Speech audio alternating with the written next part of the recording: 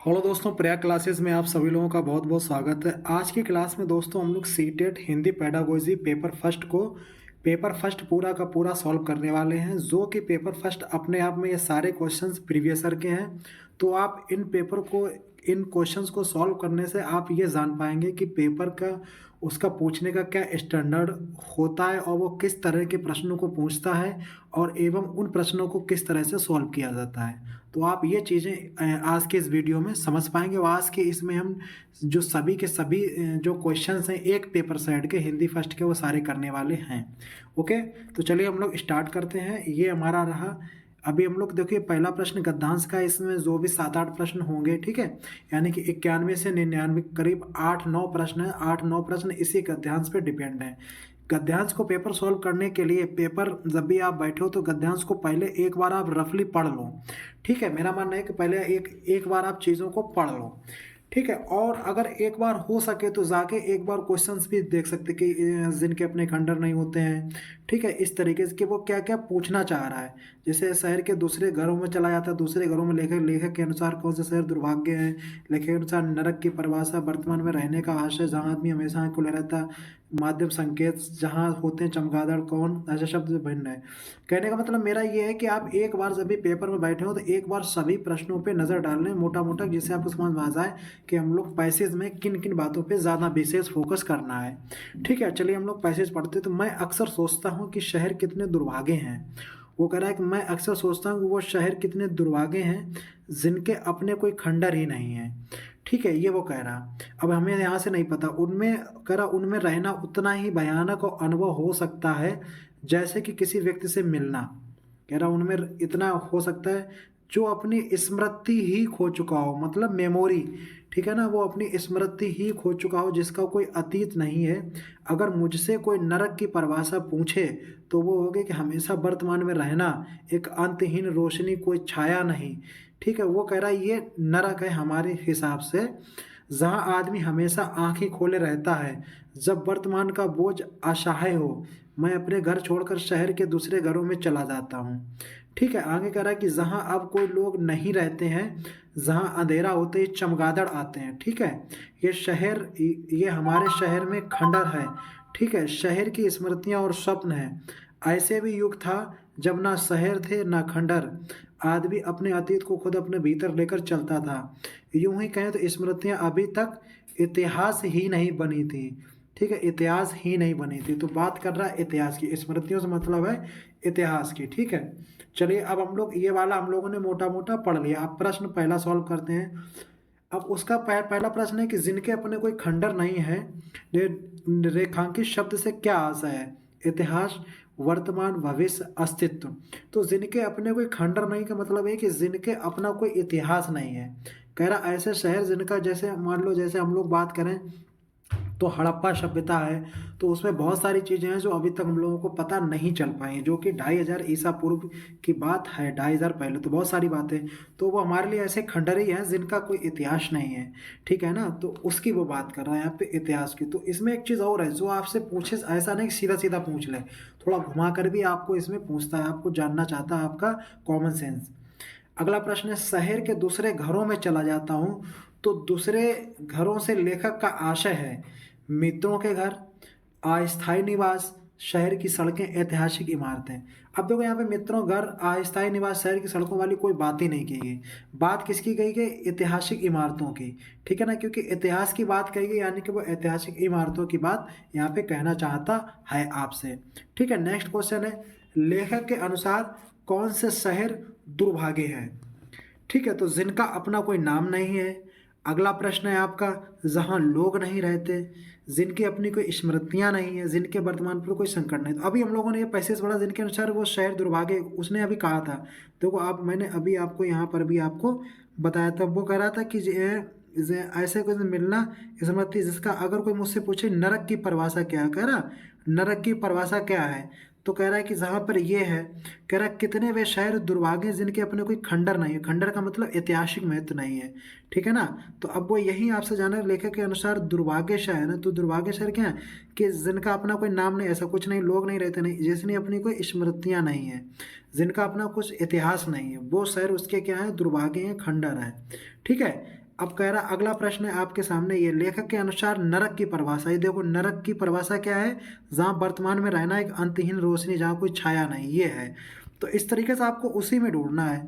तो नरक की परिभाषा क्या है, सदैव स्वप्न देखना, सदैव वर्तमान, तो बिल्कुल सदैव वर्तमान रहना, ये आपकी क्या है, यही तो है नरक की परिभाषा, जहाँ छाया नहीं, सदैव वर्तमान में रहना, तो यही तो है आपकी। तो अभी हमने पढ़ा। अगला है वर्तमान में रहने से क्या आशय है, क्वेश्चन नंबर 95 आपके सामने है। वर्तमान में रहने से क्या आशय है, अपने पूर्वजों को याद ना करना, भविष्य की चिंता ना करना, ऐतिहासिकता का अनुभव ना करना, दिन प्रतिदिन जरूरतों को पूरा करना। तो वर्तमान में रहने का वो आज से पूछ रहा है कि वर्तमान में रहने का मतलब क्या है, तो उसका मतलब है कि ऐतिहासिकता का अनुभव ना करना, क्योंकि वो वही तो कह रहा है, पूरी बात तो इतिहास से ही रिलेटेड है। अगर हमने अभी देखो हमने जब पढ़ा है, तो वो पूरी बात कहाँ कर रहा है कि जो इतिहास से नहीं बनी थी, तो जो भी स्मृतियाँ आती थी वो सब किससे रिलेटेड है, इतिहास से। ठीक है ना, जहाँ आदमी हमेशा आंखें खोले रहता है, उसका है जहाँ हमेशा आदमी आंखें खोले रहता है। ठीक है, वाक्य के माध्यम से वो किस ओर संकेत कर रहा है, आंखें खोलने का वो क्या बताना चाह रहा, देर तक विश्राम करने में, रात में भी जागने में, देर तक व्यायाम करने में, या फिर रात में गहरी नींद सोने में। तो वो कह रहा है कि जहाँ आदमी हमेशा आंखें खोले रहता है, मतलब रात में भी वो क्या करता है, जागता है। रात में जागने के अर्थ में आंखें खोलने की बात कर रहा है, जहाँ आदमी हमेशा आंखें खोले रहता है, मतलब रात में भी जागना, उसका अर्थ ये है। अगला, होते ही चमगादड़ आ जाते, तो क्या होते ही चमगादड़ आ जाते हैं, ये मैंने आपको पढ़ाया भी है। ठीक है, तो इसमें आप हमें बताओगे प्रकाश, एकांत, अंधकार या शांति। तो हमने बताया था अंधेरा होते ही चमगादड़ आ जाते हैं, यानी कि अंधकार। ठीक है, अगला प्रश्न है, ये देखो सभी उसी से रिलेटेड है, एक ही बार पढ़ा वहीं से चीजें क्लियर हो गई। मन से आप पढ़िए, कौन सा शब्द भिन्न है, भयानक, भुजंग, भयंकर या भावुक।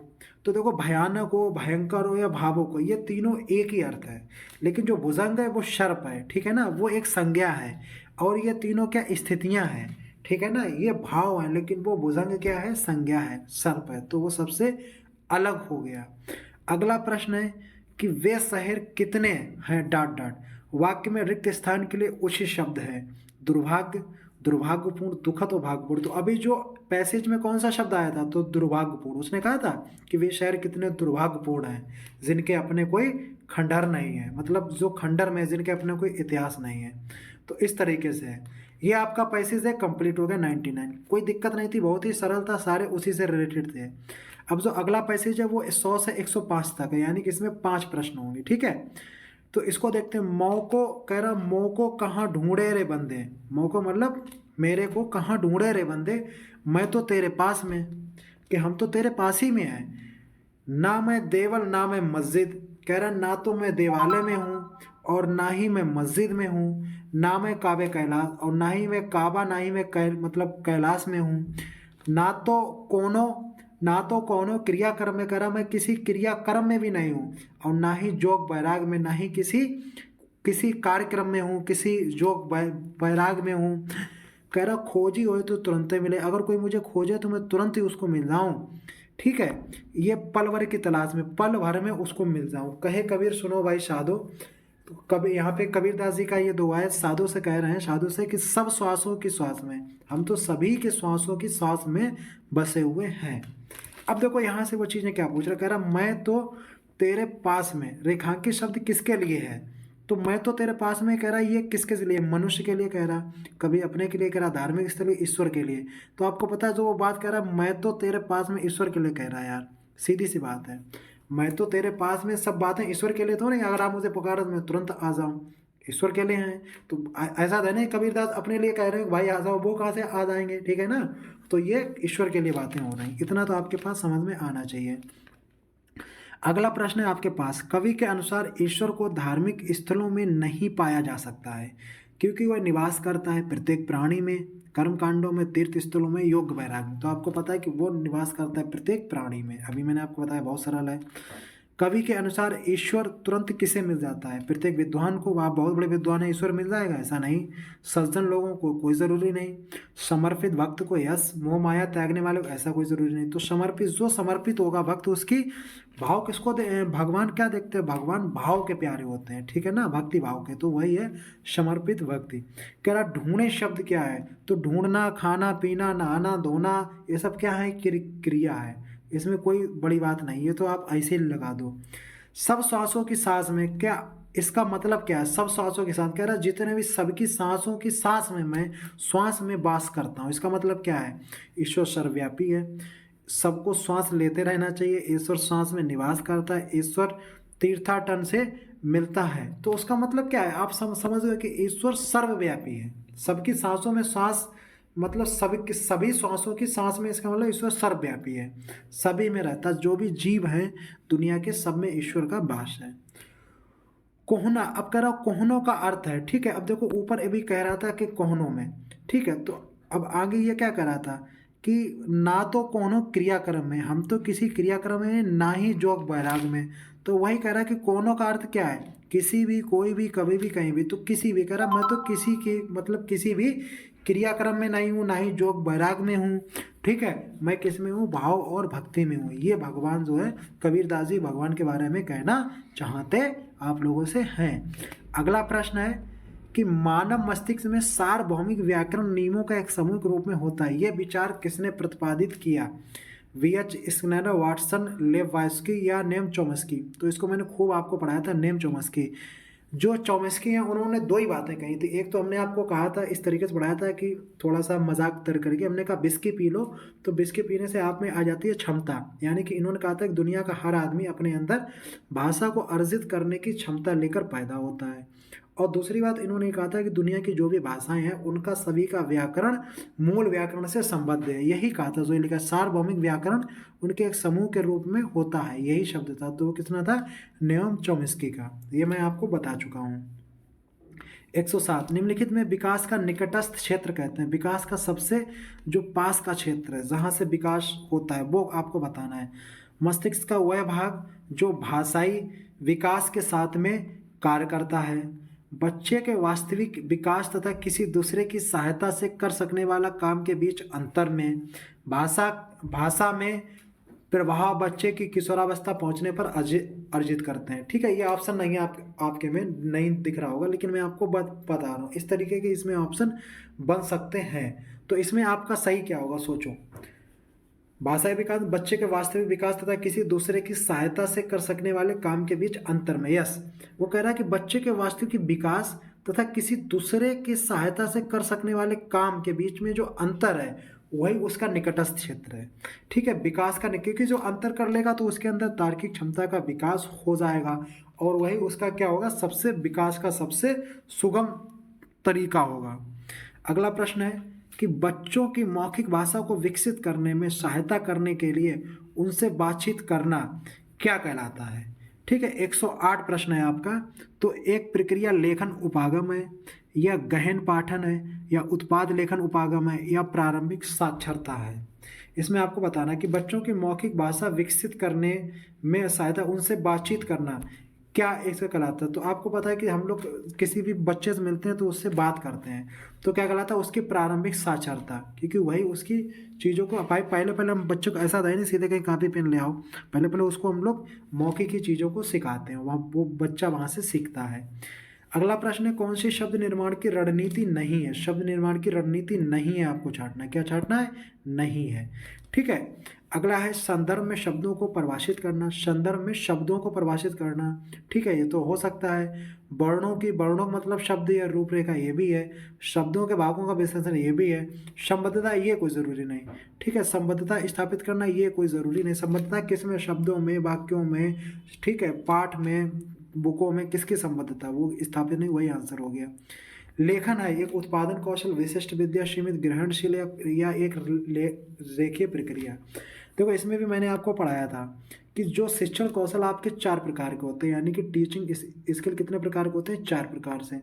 नंबर 1 सुनना, ठीक है, सु से सुनना, ठीक है। उसके बाद बोलना, ठीक है, उसके बाद पढ़ना, उसके बाद लिखना। ठीक है, ये 4 प्रकार के क्रम से होते हैं। जहाँ पे सुनना जहाँ पे सुनना और पढ़ना, सुनना और पढ़ना ये होते हैं ग्रयात्मक, ग्रहणशील। ठीक है, उसके और दूसरा जो आपका, और जो आपके ये बोलना और लिखना है, ये होते हैं उत्पाद, यानी कि अभिव्यक्तात्मक या फिर उत्पादना, मतलब या फिर उत्पादनात्मक। तो यही आपसे पूछ रहा है, लेखन है एक उत्पादन कौशल, यही आपसे वो पूछ रहा है। ठीक है, तो ये 4 प्रकार से होते हैं, क्रम में भी बता दें, सुनना, बोलना, पढ़ना, लिखना। सुनना और पढ़ना होते हैं आपके ग्रहात्मक। ठीक है, तो ये सी आंसर होता अगर सुनना और पढ़ना होता। लेकिन इसमें बोलना और लिखना है, तो आप बोलते हो लिखते हो तो क्या करते हो, उत्पादन करते हो या फिर अपनी बातों को अभिव्यक्त करते हो, तो एक ही बातें हैं। ठीक है, तो इस चीज़ को आप इसको याद रखना, पहले ये बात आप समझ में आ गई। अब देखो सुनना होता है, इसमें आपको फिर बता दूँ 10 सेकंड में। सुनना, आप जो चीज़ें आप सुन सकते हो, सीख सकते हो, वहाँ से सुनना। बोलना, जो आप बोल सकते हो। ठीक है, पढ़ सकते हो 2 तरीके से, या तो आप साइलेंट रीडिंग कर सकते हो या फिर लाउडेबल रीडिंग कर सकते हो, यानी कि सास्वर पठन कर सकते हो, या फिर आप शांत रह के मौन पठन भी कर सकते हो। लिख आप 3 तरीके से सकते हो, सुलेख, ठीक है, या फिर श्रुतलेख। ठीक है ना, या तो आप सुलेख या फिर अनुलेख। सुलेख का मतलब जो आप वैसे ही कॉपी में सुंदर लेख करो। ठीक है ना, श्रुतलेख का मतलब क्या है कि आप जो है सुन के लिखो, यानी कि इमला। और जो अनुलेख है, अनुलेख का मतलब ये है कि जैसे हम लोग देखो मैं आपको दिखाता हूँ, जैसे हम लोग ऐसा करते ए, ठीक है, ए, तो ए जब ऐसा करते तो बच्चे इसी के ऊपर ऐसे कर देते हैं ए, तो ये होता है अनुलेख। ठीक है, 3 प्रकार के लेख हैं, ये पूरा मैंने आपका कॉन्सेप्ट ही पूरा क्लियर करा दिया। ठीक है, अगला प्रश्न निम्न कौन से कक्षा में मुद्रित, चलो अच्छा मैं इसको बैक करता हूँ। वो कह रहा है कि कौन सा जो है इसमें मुद्रित लिखित समृद्ध परिवेश के निर्माण में सहायता नहीं करता है। ठीक है, अब पहला है कि दीवारों पर कहानियों की चार्ट लगाना। ठीक है, अब देखा होगा कि आप अगर सरकारी स्कूल में जाओगे तो चार्ट लगे होते हैं, तो वो इसीलिए लगे होते हैं कि उनको मुद्रित लिखित समृद्ध परिवेश कराए, तो ये तो सही है। कक्षा में पठन का कोना सृजित करना, ये भी हम लोग कोने में चीजें, तो ये भी ठीक है, हम लोग लिख भी देते हैं भाई। कक्षा में विद्यार्थियों की रचनाएं प्रदर्शित करना, विद्यार्थियों की रचनाएं, ये भी कहीं ना कहीं वही जाता है, तो बचता है एक, तो आंसर वही होगा। चलो पढ़ लेते हैं। कक्षा में खिलौना का कोना, ऐसा कोई जरूरी नहीं, खिलौने से आपका कोई समृद्ध परिवेश कोई जरूरी नहीं कि वो हो जाए। ठीक है, खिलौने से कोई मतलब नहीं। अगला प्रश्न है आपसे कि भाषा अधिगम में बोधगम निवेश। तो बोधगम निवेश का हम आपको ऐसे बता दें, बोधगम निवेश का मतलब क्या होता है कि जो आप भाषा सीखे उसके एक लेवल के ऊपर की भाषा, वो होती है बोधगम निवेश। अब ऑप्शन में बच्चों को ऐसी भाषा अवसर उपलब्ध है जो उनकी भाषा से एक स्तर ऊपर, बस यही हो गया, एक स्तर के ऊपर की भाषा बोधगम निवेश कहलाती है। ठीक है, इसको याद रखना। अगला आपका प्रश्न है, कथनों को पढ़ना है, जो सही है उसको चुनना है। तो समग्र भाषा उपागम बच्चे की बनाई वर्तनियों को प्रयोग को प्रोत्साहित करती है। समग्र भाषा कह रहा है, समग्र भाषा उपागम बच्चे की बनाई गई वर्तनियों के प्रोत्साहित करता है, वर्तनियों के प्रयोग से। बिल्कुल सही बात है, वर्तनियों के प्रयोग को प्रोत्साहित करता है, जो भी वो भाषा को, लैंग्वेज को एक्विजिशन करता है, वो वर्तनियों के प्रयोग में प्रोत्साहित करता है। बिल्कुल सही है भाई, जब तक वो जानेगा तभी तो लिखेगा। अगला है, समग्र भाषा उपागम बच्चों को पढ़ना सीखने के लिए वर्ण तथा ध्वनियों के आरंभिक करते हैं, वर्ण तथा ध्वनियों से बिल्कुल नहीं, वर्ण और ध्वनियों से आरंभिक हम नहीं करते, मौखिक से शुरू करते हैं। ठीक है ना, ठीक है, वर्ण और ऐसा कोई जरूरी नहीं, बच्चे पढ़ने सीखने के लिए समग्र भाषा उपागम में नहीं, ये आपका क्या होगा, रॉन्ग होगा। ठीक है, ये सही है। अगला है, समग्र भाषा उपागम रचनावाद, बिल्कुल समग्र भाषा जो उपागम है वो रचनावाद पर आधारित है। इट मीन्स बी नहीं है, बी गलत है, यानी कि यही सही होगा आपका। ठीक है, बी वाला आंसर। आगे बढ़ जाते हैं, एक पठन सामग्री को बारीकी से पढ़ने का क्या अर्थ है। कह रहा है कि एक पठन सामग्री बारीकी से पढ़ने का अर्थ क्या है। तो इसमें आपको जो है बताना है कि बारीकी पढ़ने का अर्थ क्या है। पठन सामग्री में क्या है ये जानना, पठन में रुचि उत्पन्न करना, विशिष्ट सूचना पढ़ना, या पठन में सामग्री की प्रामाणिकता को जांचना, ये आपको इसमें बताना है। तो अब देखो भाई इसमें क्या होगा, तो पठन सामग्री में क्या है ये जानना, पठन में रुचि उत्पन्न करना, बारीकी से पढ़ने का अर्थ क्या है, तो विशिष्ट सूचना ढूंढना और पठन, यस। तो इसमें जो बारीकी ढूंढने का जो है वो है ढूंढना, क्योंकि देखो जब भी हम कोई चीज़, कब बारीकी से होते हैं, जब आप चीज़ों को गूगल पे जाके ढूंढते हो, सर्च करते हो, बहुत सारी चीज़ों को डिक्शनरी में उनके अर्थ देखते हो, तो वो होता है बारीकी से पढ़ने का अर्थ, जब चीज़ों को हम इधर उधर ढूंढते हैं, क्योंकि वही फिर चीज़ें कहीं ना कहीं हमारे अनकॉन्शियस माइंड में बैठ जाती हैं। अगला प्रश्न है, कौन से शिक्षार्थियों के उच्चारण तथा शब्द संपदा निर्माण में सहायता होता है? उच्चारण में और शब्द संपदा में इनमें बताना है कौन सा सबसे ज़्यादा आपका सहायक है। ठीक है, मौन पठन शिक्षार्थियों के लिए, सस्वर पठन, एक तो है कि वही जो मैंने आपको बताया था पढ़ना। ठीक है, अब उच्चारण में सीधी बात है, यहीं से पाठ्य पुस्तक आधारित प्रश्नों को उत्तर देना, सरसरी तौर पे पढ़ना बिल्कुल नहीं। तो इसमें यही है सस्वर पठन, मतलब लाउडिबल रीडिंग। जब आप जोर जोर से चीज़ों को पढ़ते हो तो वहाँ से उच्चारण भी आपका सही होता है और शब्द संपदा में भी निर्माण होता है। तो ये जो आपकी लाउडिबल रीडिंग है वो बिल्कुल सही है। ठीक है, मौन पठन का मतलब साइलेंट रीडिंग वो नहीं होगा। अगला प्रश्न है, किसके द्वारा प्रस्तावित किया गया कि बच्चे जो है वो भाषा सीखने के लिए अनुकूलन तथा समायोजन का प्रयोग करते हैं। बच्चे भाषा सीखने के लिए अनुकूलन और समायोजन का प्रयोग करते हैं। ये आपको बताना है कि इसमें किन्होंने ये बात कही है। स्टीफन क्रेशन ने, वी.एफ. स्किनर ने, न्योम चॉम्स्की ने, जीन पियाजे ने। तो ये बताओ, बच्चे भाषा सीखने अनुकूलन और समायोजन का प्रयोग करते हैं। तो मैंने आपको बताया था, ये किसने बताया था? जीन पियाजे ने। जीन पियाजे स्विट्जरलैंड के रहने वाले हैं। इन्होंने कहा था कि बच्चों को सीखने के लिए बच्चों का सबसे ज़रूरी है उनका क्या, उनका एक समायोजन, यानी कि उनकी एक क्रिया या उनका एक बायोलॉजिकल डेवलपमेंट, वो उनका बहुत ज़रूरी है, उनका समायोजन।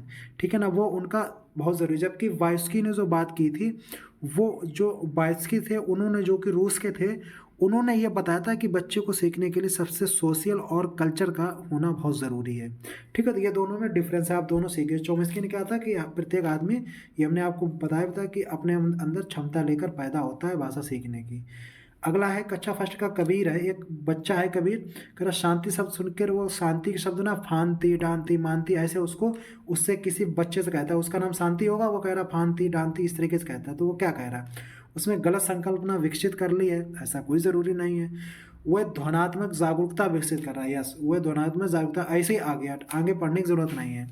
उसे इस तत्व को भूलने तथा दोबारा सही याद करने की आवश्यकता नहीं, वो तो मज़े ले रहा है भाई, ऐसा कुछ नहीं है।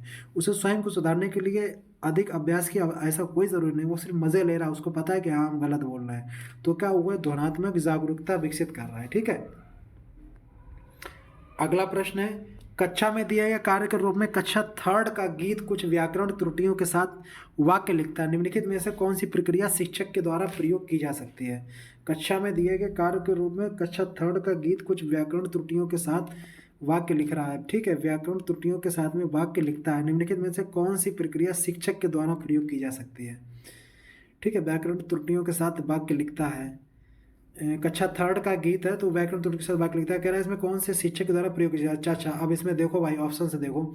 गलतियों पर लाल पेन से घेरा बनाकर उसके ऊपर सही करना, गलतियों पर घेरा बनाकर बच्चे को उसे सही करने के लिए कहना, गलतियों को रेखांकित करना, गलती की प्रकृति लिखकर शिक्षार्थियों को उन्हें सुधारने के लिए कहना, बच्चे को प्रत्येक गलती 5 बार सही तरीके से लिखने के लिए कहना। इसमें आपको सही बताना, मान लो आप मास्टर हो, ठीक है, और बच्चे ने गलत कर दिया, अब आप उससे क्या कहेंगे, वो ये जानना चाह रहा। तो आप कहेंगे गलतियों से लाल पेन कर देंगे, घेरा बनाकर ऊपर ऊपर आप सही रूप से लिख देंगे, वो सही है। या गलतियों पर घेरा बनाकर बच्चे को उसे सही करने के लिए कहेंगे, ये सही है। या गलतियों को रेखांकित करना या गलती की प्रकृति को लिखकर शिक्षार्थियों को उन्हें सुधारने के निकला, यस। आप उनसे ये कहेंगे कि भैया उस पर रेखांकित कर देंगे, उसको अंकित कर देंगे रेखा से, और गलती को कहेंगे भाई इसमें बच्चे से कहेंगे आप इसको सुधार करो, बच्चे से आप ये कहेंगे। बच्चे की प्रत्येक गलती के लिए ऐसा कुछ नहीं, ये मूर्खतापूर्ण काम होगा 5 बार ऐसे सब कहना, बच्चा उसमें इंटरेस्ट ही नहीं लेगा ना। तो ये सी वाला इट्स वेरी बेस्ट ऑप्शन, ठीक है, of this question. 119 number question, माध्यम की भाषा में निपुणता विकसित करने के लिए घर की भाषा का प्रयोग क्या करता है? लक्ष्य भाषा सीखने में बाधक सिद्ध होता है, दोनों भाषाओं में मुश्किल पैदा करता है, एक प्रभावकारी रणनीति सिद्ध हो सकती, किसी भी कीमत पर बचना चाहिए। देखो भाई, एक कह रहा है कि माध्यम की भाषा में निपुणता विकसित करने के लिए घर की भाषा का प्रयोग क्या करता है। एक बार फिर देख लो भाई, लक्ष्य भाषा को सीखने में बाधक सिद्ध नहीं, ऐसा लक्ष्य बाधक आप कोई भी जो भाषा दूसरी सीखते हो उसी को लक्ष्य भाषा, जैसे आप मान लो हम लोग नॉर्मली हिंदी हम लोग घर पे ही बोलते हैं, तो इंग्लिश हम लोग जो सीखते हैं वो अपन की क्या है, लक्ष्य भाषा है। अगर इंग्लैंड वाले, वो इंग्लिश उनकी मातृ लैंग्वेज होती है लेकिन वो हिंदी सीखे तो हिंदी उनके लिए लक्ष्य भाषा होगी। तो ये आपका ये तो नहीं होगा। ठीक है, अगला प्रश्न, दोनों भाषाओं में मुश्किलें पैदा करता है। दोनों भाषाओं में ऐसा कुछ नहीं है। एक प्रभावकारी रणनीति सिद्ध हो सकती है, कि निपुणता विकसित करने के लिए घर की भाषा प्रयोग क्या करता है। बिल्कुल ये आपकी हो सकती है कि अगर आपको ये आ रही है तो एक इफेक्टेड होगी काफ़ी ज़्यादा। किसी भी कीमत पर बचना है, किसी कीमत पर क्या बचना चाहिए।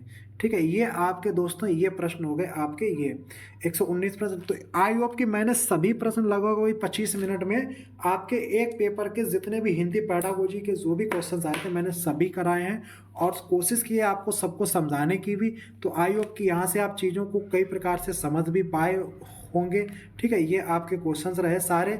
और अगर आपको इन सभी क्वेश्चंस की अगर आप पीडीएफ चाहते हैं और भी प्रीवियस क्वेश्चंस की आप पीडीएफ चाहते हैं तो आप हमारे टेलीग्राम चैनल प्रिया क्लासेस के नाम से जुड़ सकते हैं। वहाँ पे आप बहुत सारे क्वेश्चंस की पीडीएफ आपको प्राप्त हो जाएगी। ठीक है, वीडियो आपको कैसा लगा कमेंट्स करो और इसी अगर आप नए हो इस चैनल पे तो चैनल को सब्सक्राइब करो। सभी लोगों को मेरा इसी के साथ में जय हिंद।